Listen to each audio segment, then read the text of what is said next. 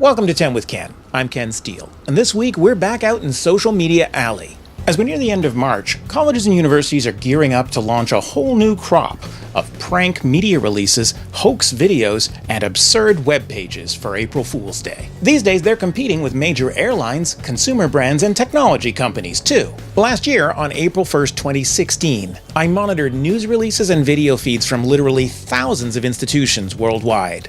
What was I thinking? I collected so much material that just excerpts from that one day are enough to fill this 20-minute double episode of 10 with Ken. This week, we interrupt our regularly scheduled programming for our annual roundup of April Foolery. Let's take 20 and have some fun.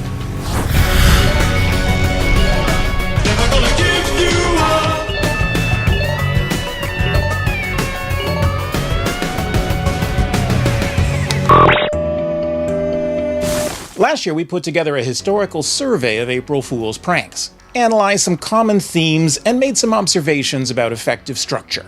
Typically, they start out almost credible, then pile on increasingly absurd details, throw in a few quotations from otherwise reasonable people, slather on the puns, and finally wind up so absurd there can be little doubt your leg is being pulled. If you take April Fools seriously, go back and watch that episode, 10 Kinds of April Foolery. We'll wait for you right here. Today we're just focusing on the highlights of April Fool's 2016. We'll look at some familiar categories, a few new ones, and then I'll share with you the 4 examples that I think deserve best of show. If you're feeling really impatient, you can jump ahead to about the 18-minute mark, but you're going to miss a lot of really great stuff if you do. Multinational consumer brands got into the April Fool's spirit so deep that we may just have seen peak foolery. Well, one can always hope. Kia Motors announced a hypodermic insertion program to replace their key fobs. Tap once to lock, twice to unlock, and hold to activate panic mode. As usual, ThinkGeek released some great new products, way better than the ones you can actually buy. Like the Star Trek White Noise Sleep Machine. This looks totally practical. I really want to pre-order one.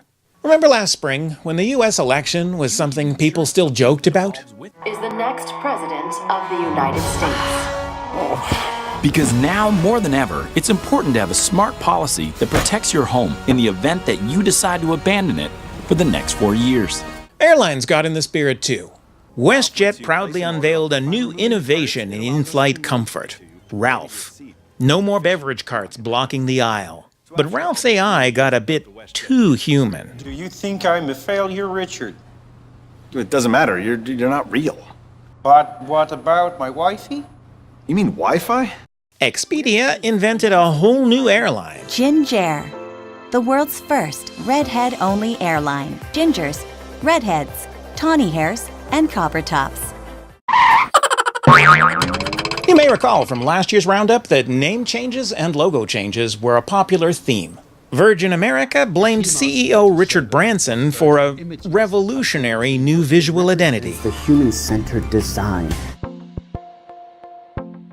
Higher ed was a bit more tame, of course. BC's Thompson Rivers University tweeted that they would be consulting the community further before pushing ahead with a plan to drop the S from the university's name. And according to the Columbus Dispatch, Ohio State University had to abandon its colors, scarlet and gray, because of a 13-year legal dispute with a tiny college in Michigan's Upper Peninsula.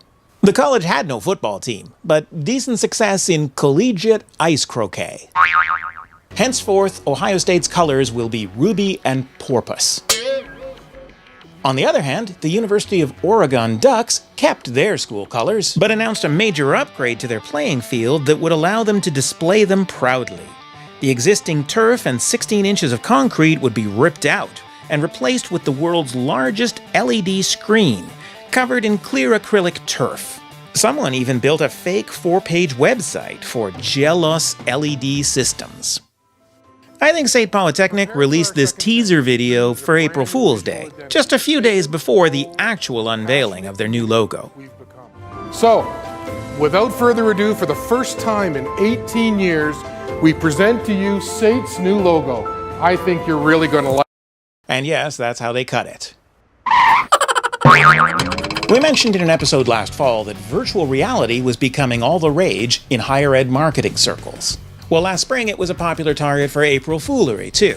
YouTube announced a new feature. The ability to watch every video in 360 with Snoop Dogg. Finally, you can combine 360 immersive viewing with a pioneer in West Coast G-Funk hip-hop. Since nothing's realer than real, Google announced an upgrade to Cardboard.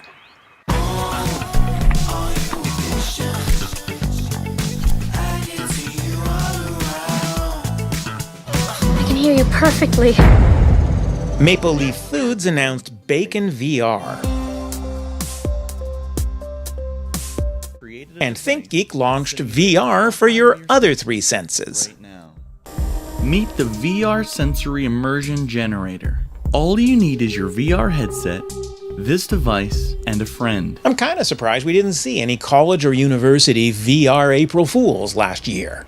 Maybe this year. Geeks, software companies, and IT guys seem to be among the biggest pranksters. Last April, Google Express announced that since drones aren't ready yet, they'll improve just-in-time home delivery using parachutes. With Parachutes by Google Express, our users are constantly connected. From placing an order to tracking delivery to the moment they catch the package out of the sky. How do we get the parachutes into the air? We use drones. No question, Google is responsible for some of the best executed April Fool's pranks in the world. Last year, Google Netherlands took the self-driving car one step further.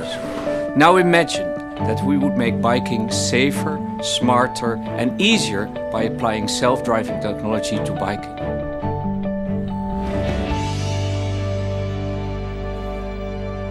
But last year, Google took April Fool's pranks too far with its Gmail mic drop button. They quietly changed the Send and Archive button to Send and Drop Mic, which would insert an animated GIF of a minion and silently block all efforts at reply. It was a way to guarantee you got the last word. But for many who were caught off guard, it was also a way to guarantee you never heard back from that job interview. Google apologized and shut down the prank early, but the damage was done. In higher ed, email was a target for April Fool's jokes last year as well.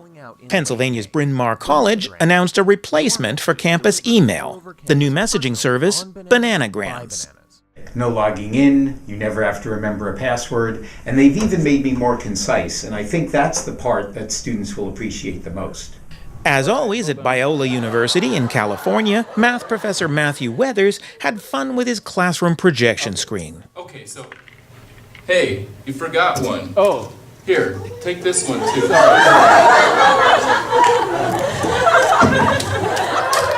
Sheridan College announced a new social media degree, the Bachelor of Modern Media Consumption. Courses include selfie etiquette, Netflix queue strategies, and core concepts for Candy Crush. Personally, I don't think of coffee as a laughing matter, but for some reason last April a couple of institutions did. Lethbridge College unveiled a new research center, the Canadian Centre for Excellence and Innovation in Northern Hemisphere Coffee Bean Cultivation. Simon Fraser University announced a new, distinctly Canadian latte. Yes, you heard correctly. Poutine and coffee. Parminder is working with a team of university researchers at SFU to come up with this new blend. It's been received really well. One poutine latte. Ew. Speaking of coffee, last year we dedicated an entire category to campus security pranks. But last year, police departments got into the April Foolery too. In Abbotsford, BC, the police department announced a new initiative to combat distracted driving, the Attitude Adjuster 3000. They'll be hit with a sugary confection item, either a Timbit or a full-size donut, if they are distracted driving, walking, or riding. I thought we talked about this before. You're not just supposed to do these things. We need to talk about them. Police in London, England had a different initiative to announce. Thames Valley Police are excited to announce that we will be trialling the UK's very first cat unit. Although efforts to pair this new unit with our existing dog unit have proven unsuccessful, we remain hopeful that the two departments will put aside their natural dislike for each other and work closely in the future. Good luck with that. So you may be asking yourself, is Ken going to get back to colleges and universities? Well, yes. Our Farrier program has a new partnership with Campus Security, and as of April 1st, horses will be joining the security team in each campus. All the horses will be wearing uniforms to be easily recognized by students, staff, and faculty. Police, cats, security, horses. There must have been something in the air last year because for some reason, a lot of April Fool's pranks involved animals. The SAIT Students Association announced that SAIT Polytechnic would become an official kitty campus last fall, with feral cats released across campus twice a week. We've seen before that there's something about squirrels that strikes people as funny, and last April, Duke University rebuilt its homepage with a video of campus squirrels. At the University of Nottingham, folks were concerned about the squirrels as well, and it was announced that an urban gym would be created on campus to get those tubby squirrels back into shape for spring. The Glendon campus of York University announced a new program last April. It's a new wildlife communications program, combining their commitment to multilingualism and cultural competency. Combining their commitment to multilingualism and cultural competency with their beautiful grounds and rich ecosystem. Course mentors include Ace Ventura Pet Detective. The program promised to teach students to talk to animals, negotiate with skunks, and finally, to find out, what does the fox say? Canadian Mennonite University announced a new major in equestrian studies. Courses include dressage, jockey training, and an Anabaptist perspective on the steeplechase. Like, horses will teach us in such a natural way. I don't even know if we need instructors at this point. Acadia University announced that its campus farm would once again have livestock: cows, pigs, horses, and sheep. The cows would provide milk for the dining hall, while the flock of sheep would join the grounds crew and assist with lawn control and weed maintenance. No, that's all. And assist with weed control and lawn maintenance. Luther College in small-town Iowa had the same idea about sustainability. Instead of using lawnmowers, Luther Grounds crew members will be using sheep and goats on leashes to graze different areas of campus. As a member of the Luther College Grounds Maintenance, I am pleased to announce the transitioning from mowers to goats on campus for lawn maintenance. I will now be the lead goat herder. The University of Victoria announced mixed results for its interactive petting zoo in the campus library, complete with chickens, cats, goats, llamas, raccoons, and a rescued tiger. The monkeys were reportedly a big hit when they weren't stealing laptops. But April foolery doesn't even require the animals to be real. At Queen's University Belfast, researchers announced that they had successfully spliced the DNA of iguanas and Komodo dragons to create Game of Thrones dragon eggs. And at Michigan's Oakland University, pranksters went beyond fake news to create a campus event at which students could see the grizzlies. All right, gather around. We're going to see the grizzly cubs.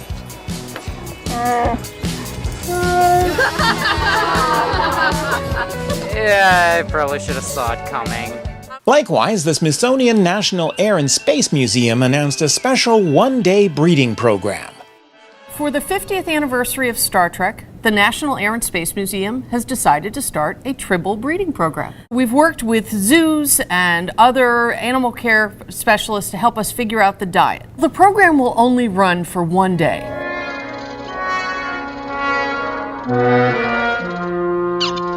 And be sure to check out Tribble Camp live today on our website. You may recall that last year we talked about the recurrent theme of improbable infrastructure. That theme remained pretty popular last April. The University of Saskatchewan announced that it was converting the top 2 floors of Saskatchewan Hall into a luxury loft at the heart of campus to be the grand prize in a new home lottery. Funds raised will go towards a fleet of snowmobiles for campus security. Durham College tweeted that a student project had transformed their giant campus sculpture into an interdimensional portal. BC's Langara College announced that their famous campus rock was slated for demolition to make room for a park bench. The best part of the gag were 2 student comments. "I don't want to get all sentimental about it," said one. I wish I hadn't taken it for granted, said the other. Apparently academics don't like to climb stairs. At West Virginia University, it was announced that 6 new weatherproof escalators would be installed outside the Life Sciences building to replace the stone staircases. The University of Wisconsin-Madison announced a revolutionary infrastructure project called Floor to Outside Operational Location Shifting. FOOLS for short. Pneumatic tubes would bypass the slow elevators in the Van Hise building. And at Edmonton's MacEwan University, an anonymous donor, who must not be named, donated the funds to install grand staircases in the atrium of the new Centre for Arts and Culture. The catch for muggles is that they will move when you walk on them. Scotland's University of Glasgow took things a bit further, producing an elaborate video to announce progress installing a helter-skelter, a tall spiral slide you would find at a fair, inside its heritage clock tower. While we've been renovating the tower, we've also been installing a helter-skelter in the tower. When we first heard the idea for the plan to erect a helter-skelter internally, we thought it was a joke, but that quickly became apparent that it wasn't a joke, and it was the wishes of the University Court to move our historic building into the 21st century. We were then working with the renowned Croatian architect Phil Folius. Thankfully the project's now almost complete, and we're ready to open for business. They even acknowledge the impact it will have on student recruitment. You've got a choice between Edinburgh and Glasgow. Well, Glasgow's got a far better helter-skelter at their university than Edinburgh. Oakland University created 3 subtly ironic videos for its so-called Tunnel History Project. We had heard for the first couple of years, in like 59, 60, 61, those years,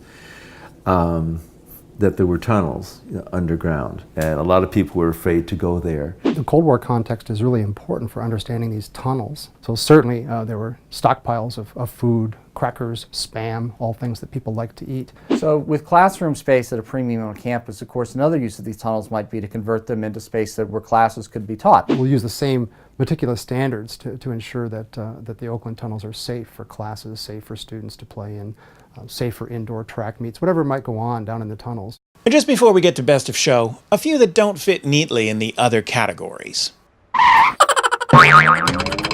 Last April, Dalhousie University announced a new ancillary unit would be getting into the used student furniture business. Dalkia would feature Bjorn Again furniture and plenty of student jobs, especially for law students who will be expected to fight off lawsuits from a certain Swedish multinational. Last April, researchers at the CERN Large Hadron Collider announced a dramatic new discovery. Scientists at the LHC have been transforming data from the smallest particles into sound. They have made a sensational discovery. As they obtained more and more data, it became clear that the Higgs boson sonification contains Beethoven's Fifth Symphony. Maybe this is the way to finally study the tiny vibrations that could allow us to study string theory at the LHC.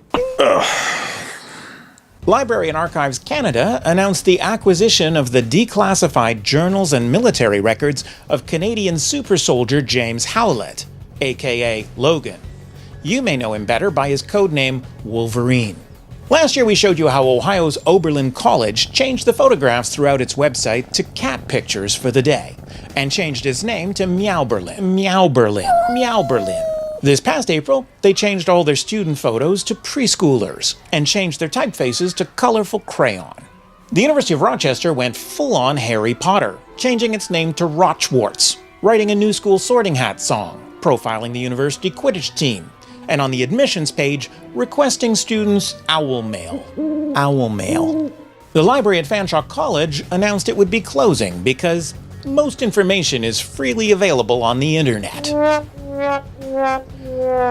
The space would be repurposed for a movie theater, Starbucks, and a patio. Apparently, students were signing a petition to save the librarians.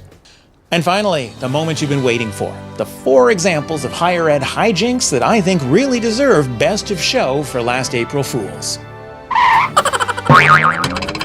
You may have heard that Times Higher Ed pranked British universities with the news that government ministers were actively considering forcing institutions to rent out underused space to Airbnb guests. The government would require universities to rent out at least 50% of their office space each night.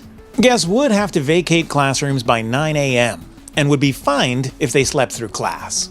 Igor Chirikov, a higher ed researcher at UC Berkeley and the Institute of Education at the University of Moscow, released the world's most accurate university rankings, the Fortunate 500. Because studies demonstrate that luck is one of the most robust predictors of academic reputation and learning outcomes. They wanted a ranking not biased by things like exam results, quality of teaching, or research. Because I'm sure you're wondering, among Canadian universities, McMaster, Ryerson, UVic, and Dowell took pride of place, but 9 other Canadian universities also made the list of Fortunate 500. One of the most elaborate pranks last year came from 2 longtime rivals, the University of Florida and Florida State University. The presidents teamed up to prank the entire state with a series of announcements on April 1st. First, they enlisted the system chancellor to announce a merger to create a new academic powerhouse, UFFSU. I have thought for a long time how important it would be for us to talk about combining the University of Florida and Florida State University. It really needs to be more about Florida versus the rest of the world, and not so much about Gainesville versus Tallahassee. The second step was to announce that both campuses would be relocating to a surprising new site. Maybe we ought to be thinking about a location somewhere in between. And there is a central location between Gainesville and Tallahassee, and it's Perry, Florida, of all places. Good parking. Only 7,000 people live in Perry. Perry? Oh. And what does it do in Perry, Florida? I don't even know where Perry is or what it is. Well, Perry's known for trees, pine trees. We're known for the world's largest fish fry. Well, I hope they drive 4x4s because we're not paving any pastures. We were trying to go for Mayberry, not Mayhem. It's going to turn this small, nice, quiet, family-oriented community into nothing but a party town that will probably be ranked the #1 party school in the world. We're already working on a transport trailer for all the extra people we're going to have to take to jail. Temporary dorms that have already been constructed. Very comfortable, very secure. At noon, they confessed the merger was not happening. April Fools. Come on, April Fools. Finally, what's perhaps my favorite, from Virginia Commonwealth University, who announced a new requirement for admission and graduation last April. Tattoos. Oh, wow. I mean, is it free? Like, does it come with our tuition? I think that's crazy. I mean, I get it. It's Richmond. It might infringe on some people's rights, or like they might feel like they don't want to come here because of it. But I mean, I'd rather get a tattoo than have my SAT scores checked. Just eyes closed head first. Don't regret it. I can't because, my mom's gonna kill me. So, I don't know. I think I might have to transfer something. Sorry to hear that. That's tragic. I know. Nicely done. If you're still watching, thanks for taking 20 with me. Last year's crop of higher ed hijinks included some stinker puns, some lousy Photoshop work, but also some clever and well-executed pranks. I hope you found them amusing, perhaps inspiring, and certainly a good inoculation against the idiocy you can expect in a few days. Be careful out there. Next time we'll return to our regularly scheduled programming, and that site visit I mentioned to the University of Waterloo. To be sure you don't miss it, take a moment now to join more than 13,000 10 with Ken subscribers and followers on a dozen platforms. You'll find links to all these channels and an email subscription form on our website at 10withken.com. Thanks for watching. I hope to see you next time. 10 with Ken is a production of Eduvation Inc., copyright 2017. I'm available for conference keynotes, campus PD events, board retreats, and committee workshops, in person or now virtually too. For more information, please visit www.eduvation.guru or 10withken.com. Last year on April 1st. Last year on April Rochworsts. Higher ed hijinks? We'll wait for you right here. We'll wait right here for you. We'll wait here. Rochworts. So close. Last year we dedicated, okay, I already did that page, complete with chickens, cats, Rochworts. Likewise, the Durham College writing a new school sorting hat song. School sorting hat song. Rochworts. Stop.